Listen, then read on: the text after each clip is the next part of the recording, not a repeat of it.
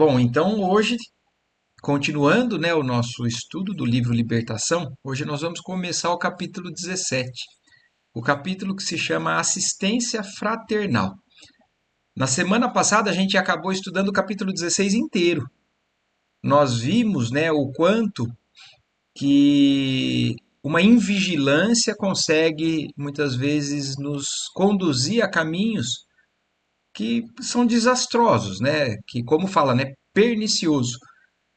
E nos alertando para que a gente tenha esse cuidado, né, com sentimentos, pensamentos, às vezes enfermiços, ou que a gente sabe que não é o ideal, a gente sabe que a gente não é perfeito, não consegue tudo de uma vez, mas a gente tem que ter noção das consequências que isso nos traz. E aí encerramos esse capítulo, mas já existe então aquele acolhimento, aquela transformação do caso da Margarida, e eles estão ali na casa ainda, da família da Margarida mesmo. Então vamos lá, assistência fraternal. No segundo dia de serviço espiritual definitivo, na tarefa de socorro à Margarida, nossa movimentação aureolava-se de sublime entusiasmo no santuário doméstico, que novamente se revestia das doces claridades da paz. Então vocês se lembram que é um ambiente que estava povoado por espíritos trevosos há muito tempo, que eles conseguiram o auxílio num ambiente diferente, né, naquela casa do trabalho mediúnico daquela família, que aliás é essa médium que estava invigilante, né, e caindo numa tentação de pensamento de ciúme. E mais existe uma preocupação com o que vai acontecer na casa.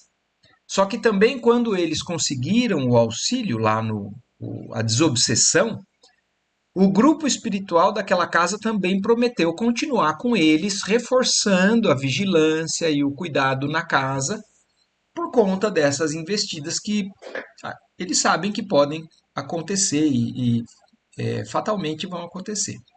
Mas por enquanto, a casa está transformada, porque tudo aquilo, todos os principais que estão ali convivendo, foram trabalhados, foram tocados ali, então estão todos num ambiente diferente. Agora, a casa transformou-se, como está falando aqui.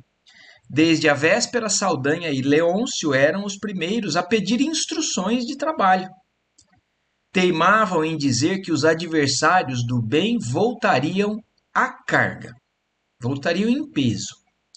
Conheciam a crueldade dos ex-companheiros e porque muitos apaniguados de Gregório viriam fiscalizar a normalidade do processo alienatório da esposa de Gabriel, Gúbio começou por traçar expressivas fronteiras ao redor da casa, mantida dali em diante sob a responsabilidade dos colaboradores que Sidônio nos cedera por gentileza. Então, olhem como existe uma movimentação constante no mundo espiritual quando a gente pede auxílio, quando a gente se movimenta.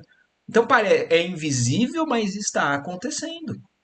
Então, do mesmo jeito que o invisível, às vezes o mal está dominando, quando a gente faz um movimento sincero no caminho da busca, do apoio, né, do alto, eles se mobilizam e existe uma, como que a gente pode dizer, um risco verdadeiro de investidas do mal. Então, os trabalhadores do bem têm que montar uma certa barreira, uma certa fronteira magnética que afaste eles, da mesma maneira que várias vezes a gente viu no mundo espiritual, no umbral, nessas colônias, nesses prontos socorros, eles têm esses mecanismos de proteção, que são geralmente magnéticos e tudo mais. Enquanto aprestávamos a defensiva, o jovem casal louvava a alegria que lhes retornara aos corações. Então ainda não tinham percebido a turma do Gregório, porque os principais que estavam ali foram convertidos. Margarida sentia-se leve, bem disposta, e rendia graças ao Eterno pelo milagre, entre aspas, né, como a gente sabe não é um milagre, existe todo esse trabalho, com que fora contemplada. O esposo formulava 1000 promessas de trabalho espiritual com o júbilo do neófito embriagado de sublime esperança. Então, aqui, só voltando mais uma vez a um detalhe que parece tão, tão irrelevante, mas não é. Porque existe uma tendência da gente acreditar que as coisas acontecem de maneira milagrosa mesmo, principalmente fora do espiritismo. Mas o espiritismo, ele justamente nos traz esse tipo de esclarecimento. A gente está vendo o tamanho do movimento no mundo espiritual por parte dos espíritos amigos e por parte dos espíritos mal intencionados. Existe uma conjugação das forças do bem e da receptividade dos encarnados, de terem buscado, mas não foi o trabalho mediúnico que milagrosamente resolveu o problema. Eles sim interviram, criaram uma situação favorável, mas a luta continua. Porque as forças do mal ainda ainda existem e vão, como a gente sabe, investir de novo. De nosso lado, porém, as responsabilidades passaram a crescer. Atendendo às determinações de Gúbio, Saldanha dirigiu-se ao interior da casa e trouxe, por influência indireta, velha serva encarnada, que espanou móveis, bruniu adornos e abriu as janelas, dando passagem às vastas correntes de ar fresco. Então, olhem que outro detalhe importante. No. Peraí que eu me perdi aqui. Aqui. O, o Saldanha, a pedido de Gúbio, foi até dentro da casa e mobilizou uma pessoa encarnada, que era uma trabalhadora ali da casa, a abrir as janelas, a deixar a luz entrar, arejar.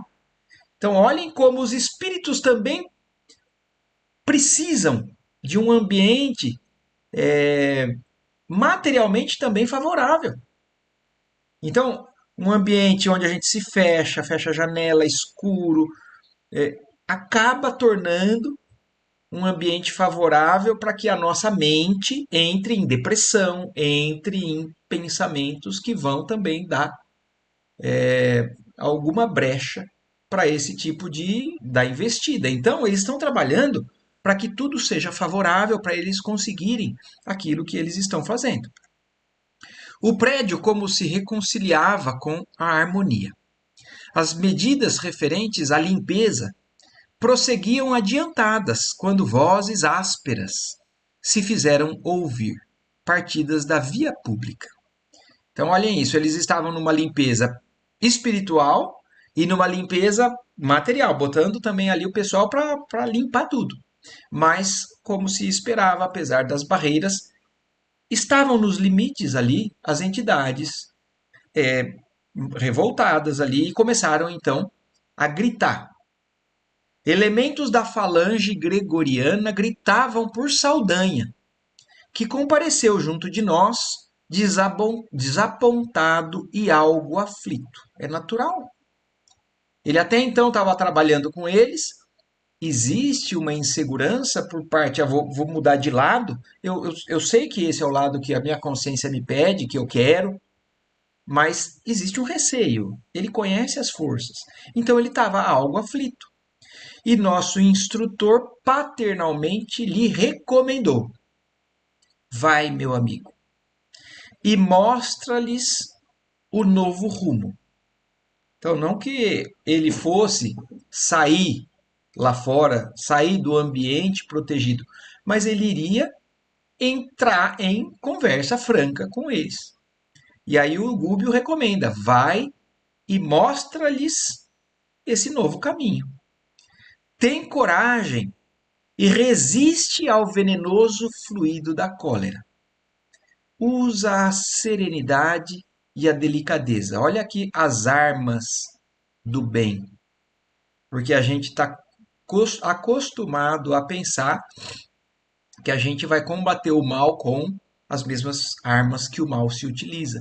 E isso é um equívoco muito grande da nossa parte.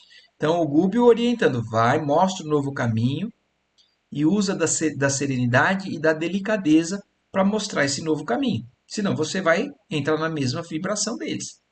Saldanha estampou na fisionomia perceptível gesto de reconhecimento e avançou na direção dos recém-chegados.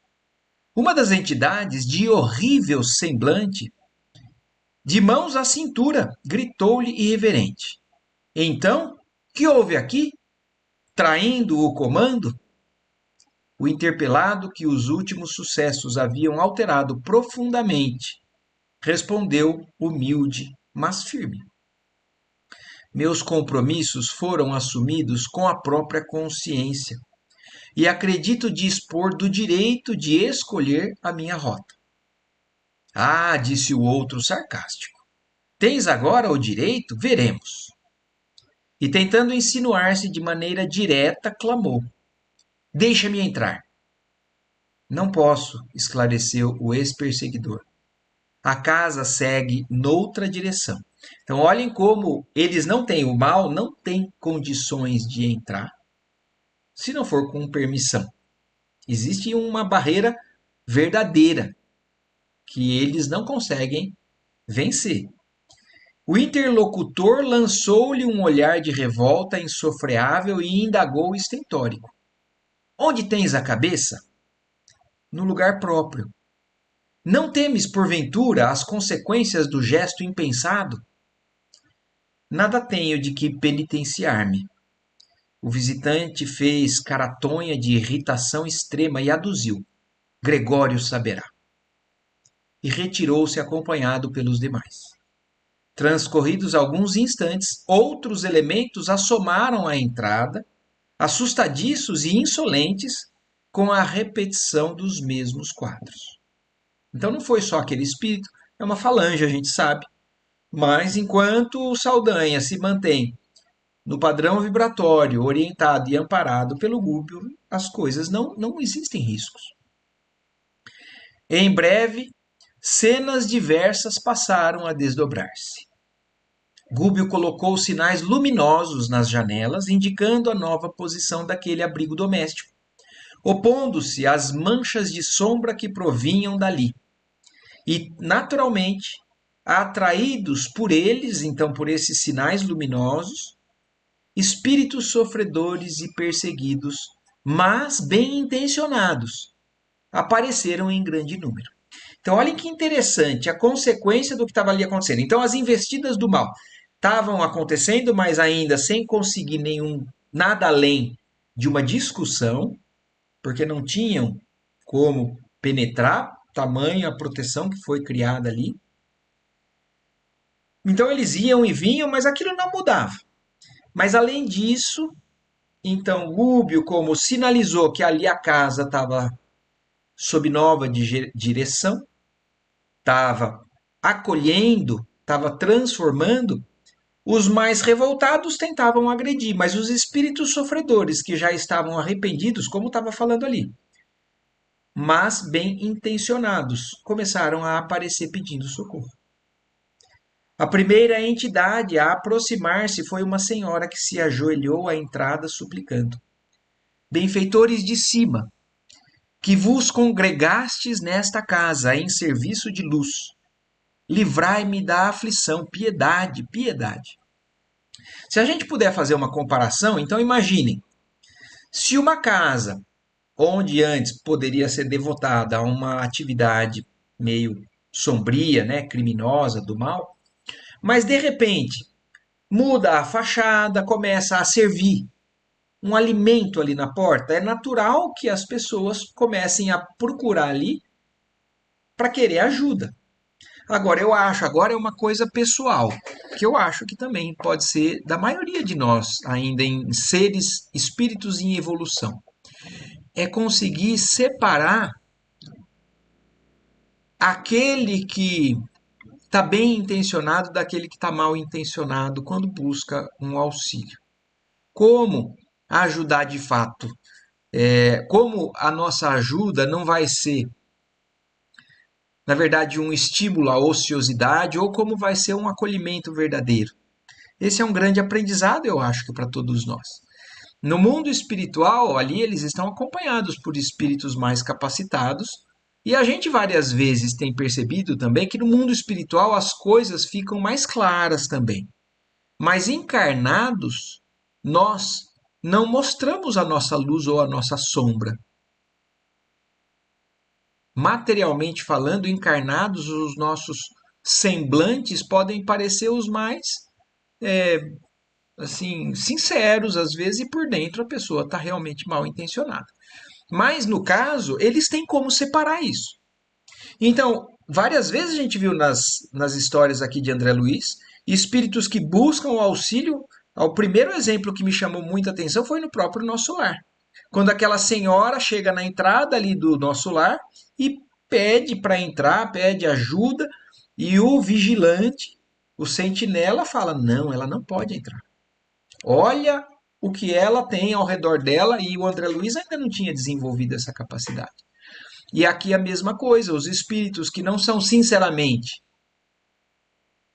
intencionados na direção do bem, eles não abrem a guarita, e aqueles que realmente precisam de ajuda, eles conseguem auxiliar, eles têm como fazer essa seleção.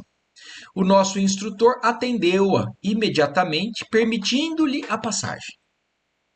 E no pátio ao lado contou em pranto que se mantinha há muito tempo num edifício próximo, segregada por verdugos impassíveis que lhe exploravam antigas disposições mórbidas para o vício. Então, um espírito desencarnado que tinha tendências viciosas, que estava aprisionada nas mãos de espíritos trevosos por conta desse vício dela. Mas ela ouviu falar, ouviu, ali tens espíritos de luz. E ela vai, faz esse movimento de pedido de socorro, e ali entra e conta a sua história. Achava-se, porém, cansada do erro e suspirava por mudança benéfica. Então, aqui, ó, a sinceridade desse movimento que ela estava fazendo, ela desejava de fato se transformar, se beneficiar. Penitenciava-se, pretendia outra vida, outro rumo, implorava asilo e socorro. O orientador consolou-a bondoso e prometeu-lhe amparo. Logo após, surgiram dois velhos, rogando pousada. Ambos haviam desencarnado em extrema indigência num hospital. Revelavam-se possuídos de imenso terror. Não se conformavam com a morte. Temiam o desconhecido e mendigavam elucidações. Padeciam de verdadeira loucura. Curiosa dama compareceu pedindo providências contra espíritos pervertidos e perturbadores, que em grande bloco não lhe permitiam aproximar-se do filho, instigando-o à embriaguez. Então, olha a quantidade de espíritos, cada um com a sua história, cada um com a sua tendência ali, ou a sua abertura ainda às investidas, né, dos espíritos mal intencionados, pedindo socorro. Outra veio solicitar recursos contra os maus pensamentos de um espírito vingativo que não lhe dava ensejo à oração. A corrente dos pedintes, contudo, não ficou aí. Tive a ideia de que a missão de Gúbio se convertera de repente numa avançada instituição de pronto-socorro espiritual. Então vamos lembrar só o nome do capítulo, né? Assistência fraternal. Então, muito além do que eles foram fazer ali, como eles estão fazendo o bem, e isso acontece muitas vezes. Se a gente beneficia um, outros ficam sabendo e procuram também socorro nas nossas oportunidades, nas nossas possibilidades de auxílio. Dezenas de criaturas desencarnadas, sob regime de prisão aos círculos inferiores, alinhavam-se agora ao lado da residência de Gabriel sob a determinação de Gúbio, que dizia aguardar a noite para os serviços da prece em geral. Então a gente não imagina o que. Esses dois não fazem ideia do que está acontecendo no mundo espiritual por um simples movimento que a luz fez ali na casa deles.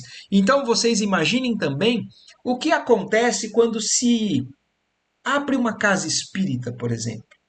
Quando um grupo se predispõe a fazer orações e poder levar o auxílio do evangelho, levar esse esclarecimento, levar um consolo, ou oferecer algo que seja de material,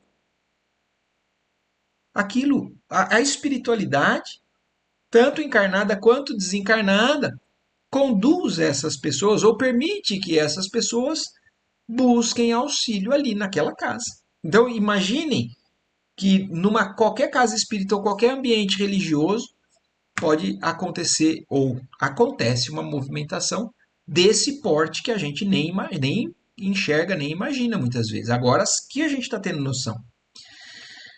E aí, só que o Gubbio falando, orientando, até para que fosse proveitoso. Fala assim, vamos chegando, mas aguardando um momento para poder fazer um acolhimento geral. Antes, porém, que o dia expirasse, começavam a surgir vários elementos da falange de Gregório, afirmando-se dispostos à renovação de caminho. Olhem aqui agora. E aqui agora, voltando àquilo que eu falei. E nós? Que nós temos também, na nossa necessidade de evolução espiritual, nós temos que também evoluir nesse sentido. Adquirirmos cada vez mais a capacidade de discernimento, é claro que sempre não sendo preconceituosos, porque às vezes a gente pode confundir ainda quando nós não somos tão capacitados. A gente pode olhar para alguém e falar assim: ah, não, esse eu não gostei da cara, esse eu não vou ajudar, e a gente não sabe. Então faz parte do nosso processo de aprendizado também adquirir o conhecimento e uma certa malícia, que é diferente do que a gente já falou no mundo espiritual. Mas a gente também, encarnado, pode contar com a inspiração e o amparo do alto nesses momentos. E muitas vezes vão acontecer os equívocos. A gente vai tentar ajudar alguém que pode ser mal intencionado, nos prejudicar, e isso assim. E assim se dá o nosso aprendizado também. Isso não é um problema. A gente vai aprendendo através também dessas experiências ruins.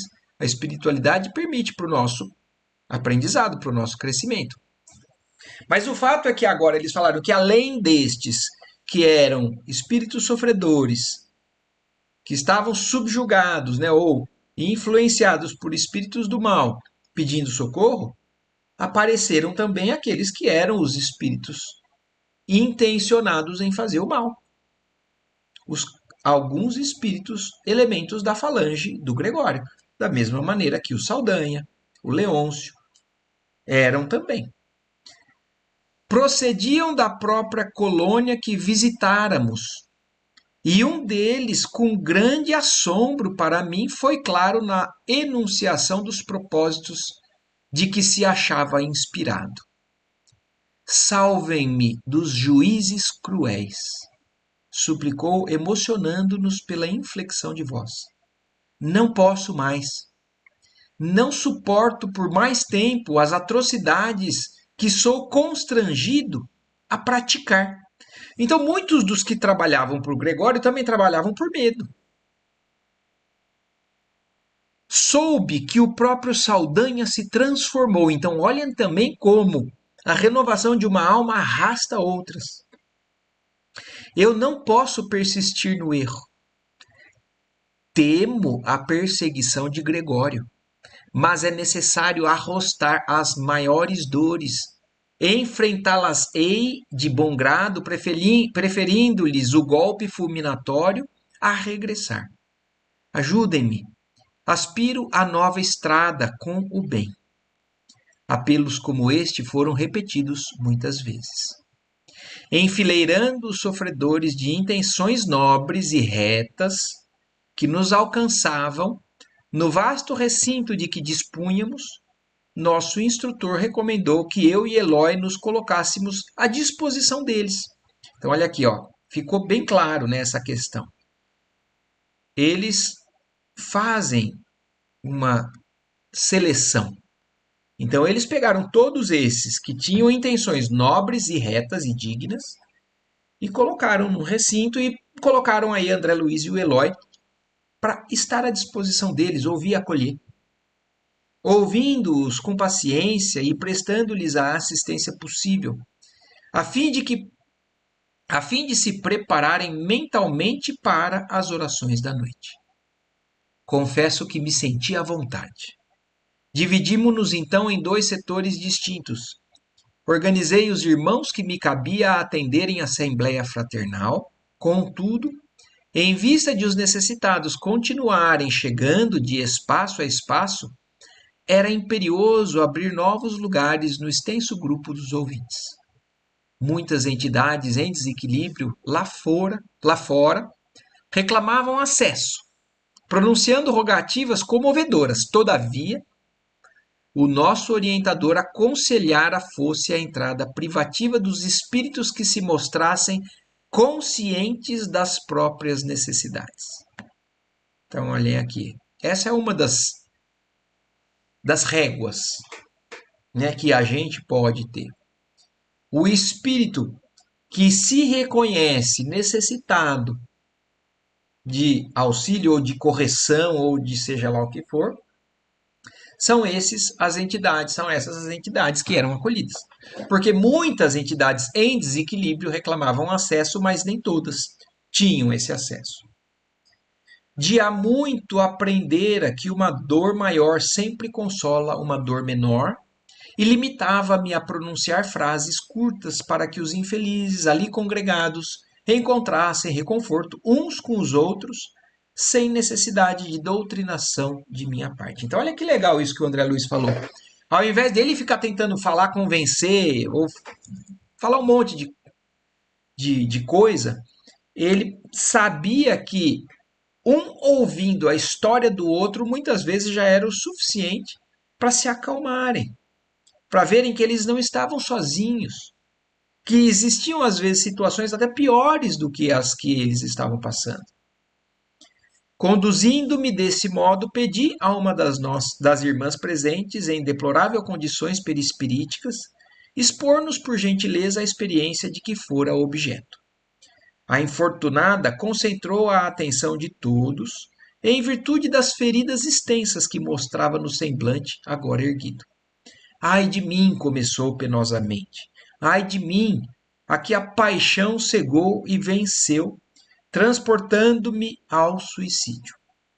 Mãe de 2 filhos, não suportei a solidão que o mundo me impusera com a morte de meu marido tuberculoso.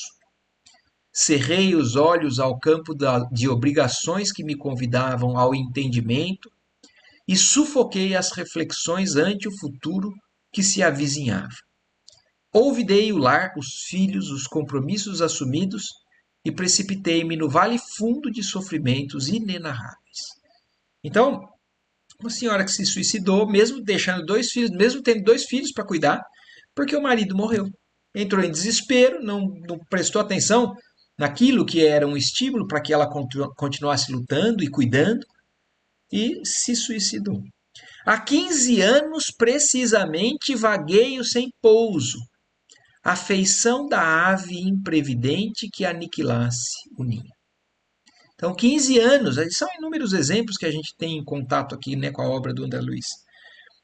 No caso dela, 15 anos vagando, sem encontrar descanso. Leviana que fui. Quando me vi só e aparentemente desamparada, entreguei meus pobres filhos a parentes caridosos e sorvi, louca, o veneno que me desintegraria o corpo menosprezado. Supunha reencontrar o esposo querido ou chafurdar-me no abismo da inexistência. Todavia, nenhuma realização nem outra me surpreenderam o coração. Também essa é outra realidade que o Espiritismo nos traz sempre, né? A pessoa às vezes se mata achando que então do lado de lá vou encontrar quem é meu objeto, mas isso não acontece num ato de desrespeito com a lei como esse. E nem o nada, porque muitos acham que a morte leva ao nada, a inexistência da dor. E o Espiritismo nos mostra que, na verdade, o sofrimento, o sentimento só se agrava depois de uma atitude como essa. Despertei sob denso nevoeiro de lama e cinza, em debalde clamei socorro, e debalde clamei socorro, à face dos padecimentos que me asfixiavam. Coberta de chagas, qual se o tóxico letal me atingisse os mais finos tecidos da alma, gritei sem destino certo. A essa altura, porque a emotividade lhe interceptasse a voz, interferi perguntando de modo a fixar o ensinamento. E não conseguiu retornar ao santuário doméstico? Então, André Luiz tentou uma conversa ali para animar, né? Ah, sim, fui até lá, informou a interpelada, tentando dominar-se. Mas, para acentuar minha angústia, o toque de meu carinho nos filhos amados que confiara aos parentes próximos provocava-lhes aflição e enfermidade. Então, muitas vezes é isso também que acontece com os que ficam quando alguém parte e parte em condições como a dessa senhora. Ela tenta se aproximar, tentando, na verdade, ou estar tá junto ou amparar, mas na verdade isso só prejudica, só causa mais negativismo ou mais situações ruins para os encarnados. As irradiações de minha dor lhes alcançavam os corpos tenros, envenenando-lhes a carne delicada através da respiração. Quando compreendi que a minha presença lhes inoculava pavoroso vírus fluídico, deles fugi aterrada. Então isso pode acontecer, um espírito, não só um suicida, mas também principalmente um caso como esse. Chega, tenta se aproximar, prejudica, e se tiver um pouco de consciência, sai, porque percebe que na verdade só está prejudicando as pessoas amadas. É preferível suportar o castigo de minha própria consciência isolada e sem rumo que infligir-lhes sofrimento sem causa. Experimentei medo e horror de mim mesma. Desde então perambulo sem consolo e sem norte. É por isso que venho até aqui implorando alívio e segurança. Estou cansada e vencida. Convença-se de que receberá os recursos que pleiteia, por intermédio da prece. Esclareci, prometendo-lhe a colaboração eficiente de Gúpio. A pobrezinha sentou-se mais calma e, reparando que um dos irmãos presentes buscava salientar-se, no intuito de relatar-nos a experiência de que era vítima, roguei atenção em torno das palavras que pronunciaria. Então ela se acalmou, sabendo que iria ser auxiliada, e outros, estavam todos ali. E aí o André Luiz coordenando isso para que cada um falasse, né, quando tivesse a necessidade, né, de cada um. Fitei o vigilante e notei-lhe o singular brilho dos olhos. Parecia alucinado, abatido. Com a expressão típica da loucura cronificada, falou aflito. Permite-me indagar? Perfeitamente, respondi surpreso. Que é o pensamento? Olha que pergunta, né, que aquele espírito fez. Não aguardava a pergunta que me era desfechada, mas, centralizando minha capacidade receptiva no propósito de responder com acerto, elucidei como pude. O pensamento é, sem dúvida, então o André Luiz, meio perdido, mas ele busca uma inspiração do alto, né? Como a gente vê até os espíritos, eles estão amparados por planos superiores e quando eles buscam, eles acessam para que eles possam, então, passar, né, esse auxílio através de elementos que eles não têm, mas por auxílio da espiritualidade mais alta, como nós também devemos fazer. Quando a gente encontra um limite, ou na verdade a gente sempre tem que estar ligado ao plano superior, mas principalmente num momento como esse, buscando ainda mais, através da oração e do pedido de uma inspiração. E aí o André Luiz responde para ele nessa pergunta inesperada. O pensamento é, sem dúvida, força criadora de nossa própria alma e por isso mesmo a continuação de nós mesmos. Através dele, atuamos no meio em que vivemos e agimos, estabelecendo o padrão de nossa influência no bem ou no mal. Então, é uma extensão, né? É uma força criadora que nós temos, que nós atuamos no meio. Nós, através do pensamento, escolhemos agir, fazendo algo, falando algo, escrevendo algo, e isso influencia ou estabelece um padrão de influência, ou no bem ou no mal. Ah, fez o estranho cavalheiro um tanto atormentado. A explicação significa que as nossas ideias exteriorizadas criam imagens tão vivas quanto desejamos? Indiscutivelmente. Então, aí agora chegando à conclusão que o pensamento não é abstrato, ele acaba produzindo algo. E então o espírito concluiu isso e o André Luiz confirma. Que fazer então para destruir nossas próprias obras quando interferimos erroneamente na vida mental dos outros? Então, olhem que interessante, esse espírito já está num um momento, né, de consciência de que o seu pensamento criou algo que influenciou e prejudica e continua prejudicando a vida dos outros. E aí André Luiz responde: auxilie-nos a apreciar seu caso, contando-nos alguma coisa de sua experiência. Pedi com um interesse fraternal. Então aí o André Luiz pediu para mim exemplificar o que estava acontecendo. O interlocutor, provavelmente tocado pelo tom de minha solicitação afetuosa, expôs a perturbação que lhe vagava no íntimo com frases incisivas, quentes de sinceridade e dor. Fui homem de letras, mas nunca me interessei pelo lado sério da vida. Então, uma pessoa bem instruída, né? Foi educado, mas nunca se interessou pelo lado sério. Cultivava o xiste malicioso e com ele o gosto da volúpia, estendendo minhas criações à mocidade de meus dias. Não consegui posição de evidência nos galarins da fama, entretanto, mais que eu poderia imaginar, impressionei destrutivamente muitas mentalidades juvenis, arrastando-as a perigosos pensamentos. Então ele era uma pessoa que instigava através de alguma, pode ser livros, periódicos, seja lá o que for, mas a caminhos, né, da volúpia, da sensualidade. E mesmo que ele não tivesse sido alguém muito importante, de destaque na época dele, ele reconhece: alguns ouviram ele, alguns receberam aquilo e foram prejudicados por aquela influência dele. Depois do meu decesso, sou incessantemente procurado pelas vítimas de minhas insinuações sutis, que me não deixam em paz.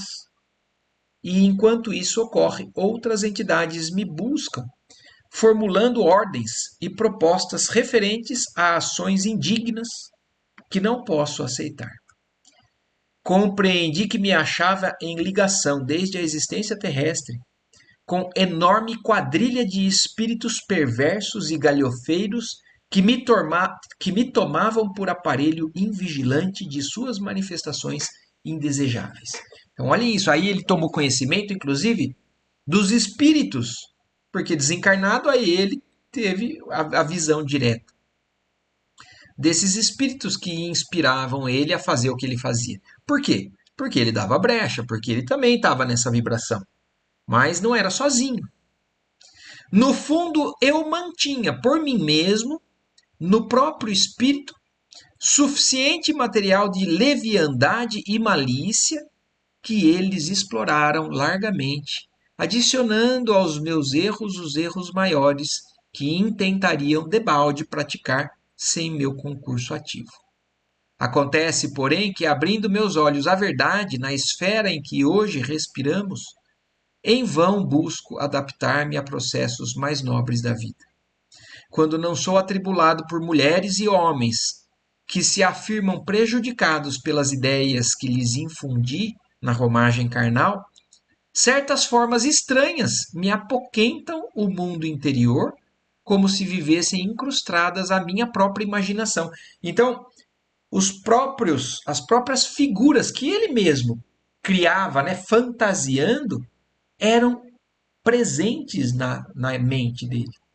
Assemelhavam-se. Então, ele era assombrado ou pelos espíritos que ele prejudicou, ou pelos espíritos que influenciavam ele a prejudicar, ou também pelas próprias imagens mentais que ele criou em todo esse processo. Assemelhavam-se a personalidades autônomas, se bem que sejam visíveis somente aos meus olhos.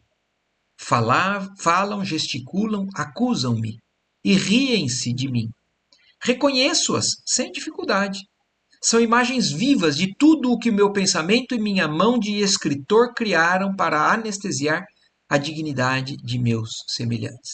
Então, olha isso, aqui agora ficou claro. Ele foi um escritor. Criava histórias, livros, que não ajudavam, né, aqueles seres, os leitores, a se espiritualizar, e sim a se entregar cada vez mais na materialidade. E vamos pensar, quantos e quantos não são os livros, as revistas, qualquer que seja a influência de produções humanas que convidam outros a se desviarem do caminho dessa espiritualização. Um convite a se perder. Só que agora ele, então, está já percebendo a responsabilidade e sentindo, né, a culpa disso. Investem contra mim, apupam-me e vergastam-me o bril, como se fossem filhos rebelados contra um pai criminoso. Tenho vivido ao léu, qual alienado mental que ninguém compreende. Como entender, porém, os pesadelos que me possuem? Somos o domicílio vivo dos pensamentos que geramos, ou as nossas ideias são pontos de apoio e manifestação dos espíritos bons ou maus que sintonizam conosco? Havia nos ouvintes significativa expectação, não obstante a calma reinante. O infeliz deixou de falar titubeante. Demonstrava-se atormentado por energias estranhas ao próprio campo íntimo, apalermado e trêmulo à nossa vista.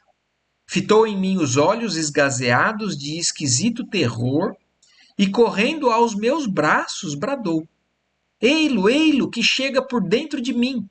É uma das minhas personagens na literatura fecenina. Ai de mim! Então, fecenina, né? Então é aquilo, é uma literatura que estimula a obscenidade ou a sensualidade. Então, e aí ele estava apavorado porque ele percebe chegar. E ele corre pedir colo, né? Um socorro aí, indo para os braços do André Luiz. Acusa-me, gargalha irônica, e tem as mãos crispadas, vai enforcar-me. Alcançando a destra a garganta, denunciava aflito: Serei assassinado, socorro, socorro. Os demais companheiros perturbados e sofredores ali presentes alarmaram-se, desditosos. Houve quem tentasse fugir, mas com uma frase apenas sustei o tumulto iniciante.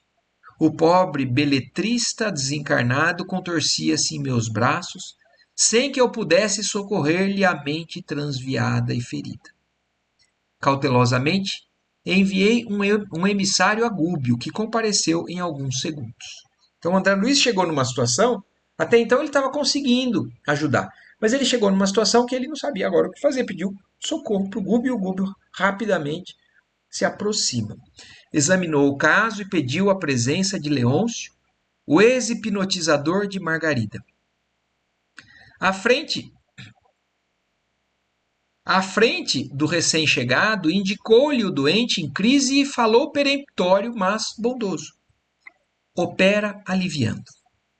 Olhem que bonito agora, isso que a gente também vai ser uma grande lição. E para o próprio Leôncio né? O Leôncio, que até então era um hipnotizador, junto com aquele outro, para prejudicar a Margarida.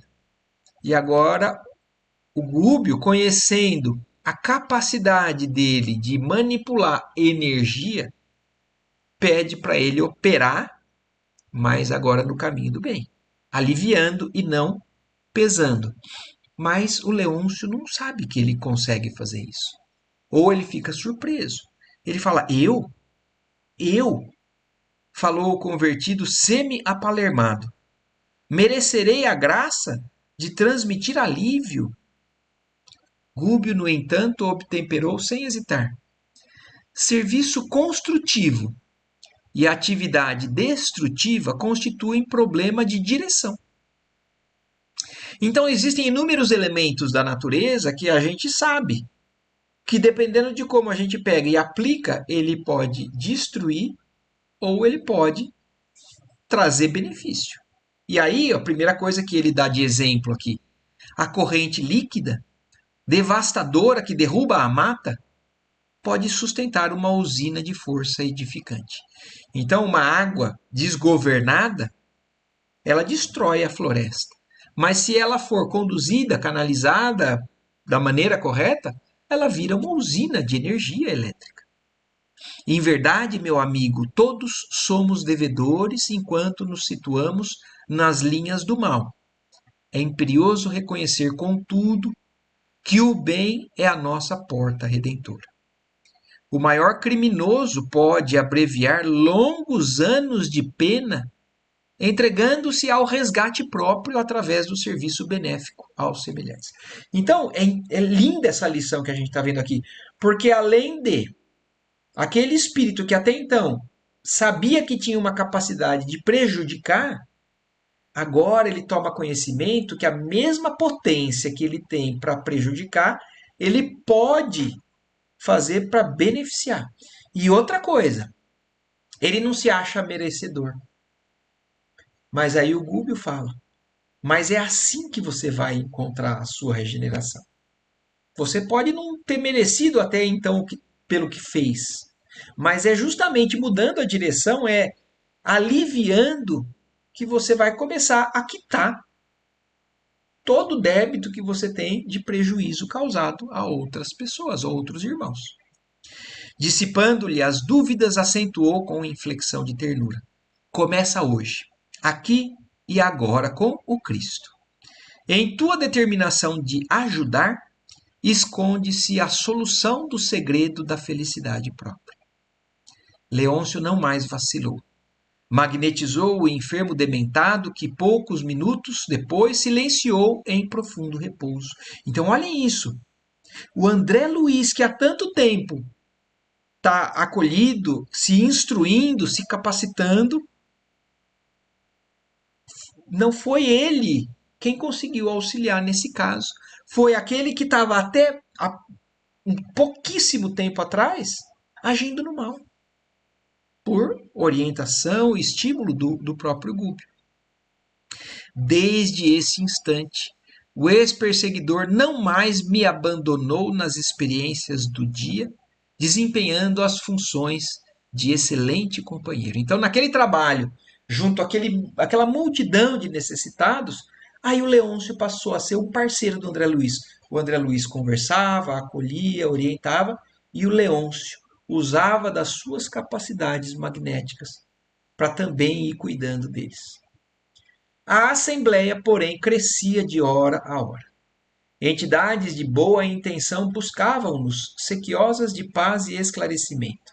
Mas, francamente, doía-me observar tanta ignorância além da morte do corpo. Na maior parte dos presentes não surgia o mais leve traço de compreensão da espiritualidade. Raciocínios e sentimentos jaziam presos ao chão terrestre, vinculados a interesses e paixões, angústias e desencantos. Então, apesar de todos estarem ali buscando um auxílio verdadeiro, a quantidade de desvio, de ignorância estava chamando a atenção e deixou o André Luiz, de certa forma, triste com aquela cena. nosso orientador fora categórico nas últimas informações que transmitira. A noite próxima assinalar-nos-ia o término da permanência junto ao lar de Margarida, e cabia-nos preparar quantos nos buscavam, famintos de conhecimento santificante, para os serviços de oração que ele pretendia realizar. Então, outra coisa angustiou o André Luiz, sabendo que tudo aquilo que estava começando ali, aquela tamanha necessidade, mas eles não iriam continuar, eles não estavam ali para montar um pronto-socorro. Talvez para acolher todos aqueles e encaminhar, ou que outros fossem dar continuidade, mas o André Luiz, o Gúbio e o Eloy tinham que voltar. Mas ainda preparando todos para esse momento à noite de oração e de benefício. Não convinha comparecessem desprevenidos de avisos salutares e oportunos acerca das obrigações e esperanças que lhes competiam desenvolver. Em razão disso, interferi nas conversações, disseminando o esclarecimento de que podia dispor. Ao entardecer, a conformação e o contentamento reinavam em todos os rostos. Nosso instrutor prometera conduzir os companheiros de boa vontade à esfera mais elevada. Olha aqui, ó. Então eles iriam ser acolhidos e conduzidos, garantindo-lhes a passagem para a condição superior, e doce júbilo transparecia de todos os olhares. Na exaltação da fé e confiança que nos dominavam, simpática senhora pediu-me permissão para cantar um hino evangélico, ao que anuí prazeroso, e era de ver a beleza da melodia desferida em notas de maravilhoso encantamento. Alegre e reconfortado pela expressão do serviço que nos fora conferido, tinha meus olhos nublados de pranto, quando, aos últimos versos do cântico de esperança, jovem dama, de triste fisionomia, avançou para mim e disse em voz súplice: Meu amigo, de hoje em diante adotarei novo rumo. Sinto neste cenáculo de fraternidade que o mal nos afundará invariavelmente nas trevas. Fixou os olhos lacrimosos nos meus e rogou, depois de comovente intervalo: Promete-me, porém, a bênção do ouvido na esfera do recomeço. Olha o que ela está pedindo, né? A bênção do esquecimento na esfera do recomeço. O que ela estava precisando? Pedindo uma reencarnação. Fui mãe de 2 filhinhos, tão belos e tão puros como as estrelas, mas a morte me arrebatou muito cedo do lar. Mas não foi a morte o único algoz que me feriu desapiedado. Meu marido, em 6 meses, esqueceu as promessas de muitos anos e entregou-me os 2 anjos à madrasta sem entranhas, que cruelmente os amesquinha. Há 20 meses luto contra ela, tomada de incoercível revolta.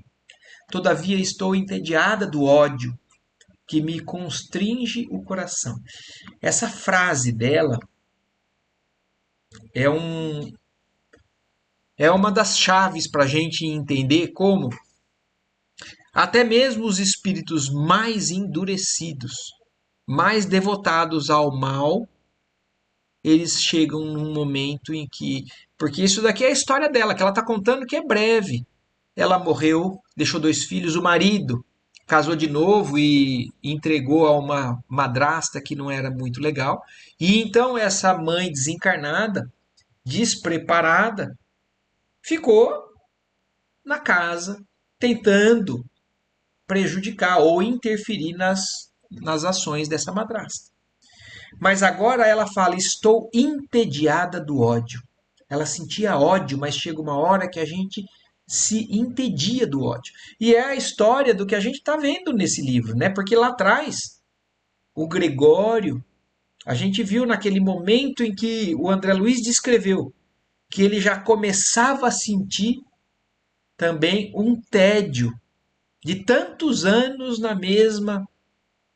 no mesmo tipo de padrão, né, de atitude, sem sentir uma plenitude, algo que valesse a pena, sentindo ainda alguma coisa, né, de vazio ali dentro dele.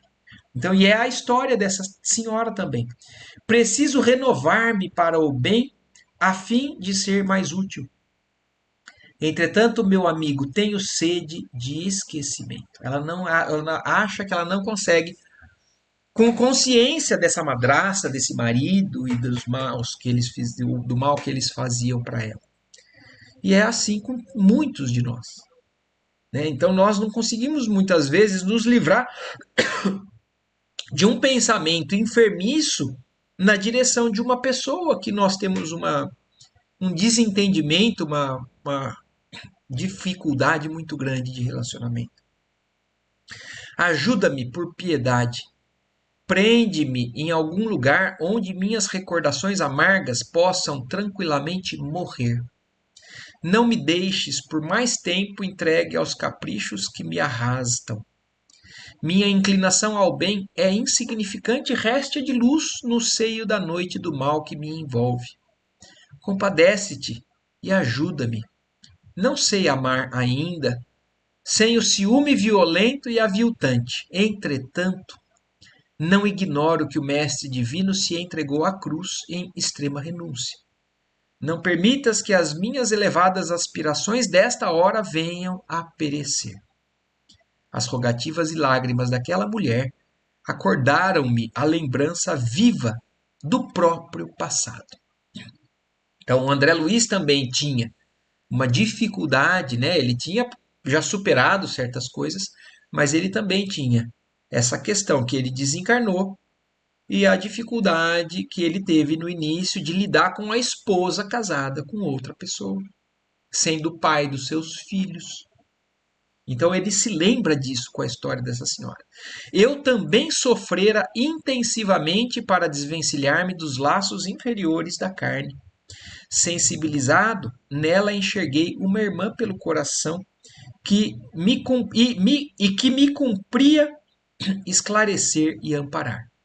Abracei-a comovido como se o fizesse a uma filha, chorando por minha vez, e refletindo nas dificuldades de quantos empreendem a reveladora viagem da morte sem bases de verdadeiro amor e de legítimo entendimento nos corações que me permanecem à retaguarda, exclamei: sim, farei tudo quanto estiver em minhas forças para auxiliar-te.